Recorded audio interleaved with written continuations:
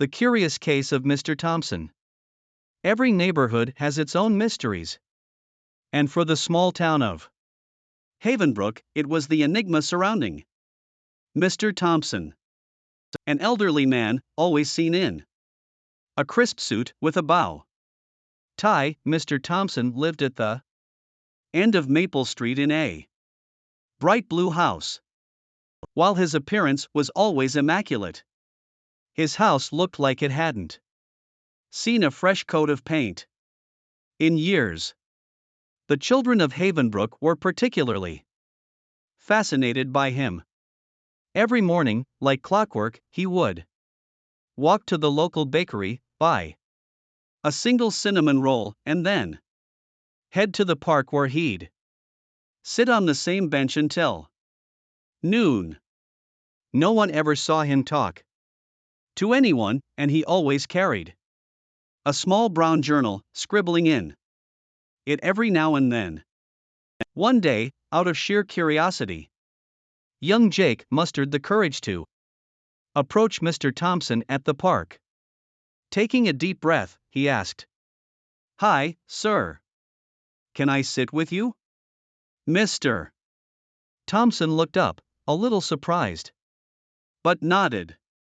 Jake sat down, and after a few minutes of silence, pointed at the journal and asked, "What do you write in there?" Mr. Thompson smiled gently. "I write stories, young man. Stories of adventures I wish I had, places I wish I'd been, and people I wish I'd met." Jake's eyes widened in surprise. "You make them all up?" Mr. Thompson chuckled. "Yes. You see, when I was young, I'd always wanted to travel the world. But life had other plans. So, I decided to create my own adventures." Jake was enthralled. "Could you read one to me?" Over the next few weeks, their meetings became regular. Every day, Mr. Thompson would read out a new story to Jake.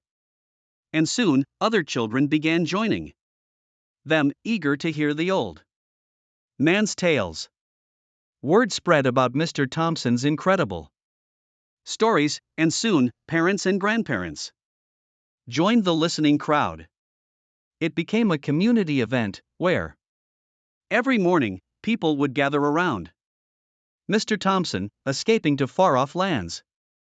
Through his words, the once lonely old man, who was once the subject of whispers and rumors, became the heart of Havenbrook. The community realized that while Mr. Thompson might not have physically traveled the world, his mind and imagination knew no bounds.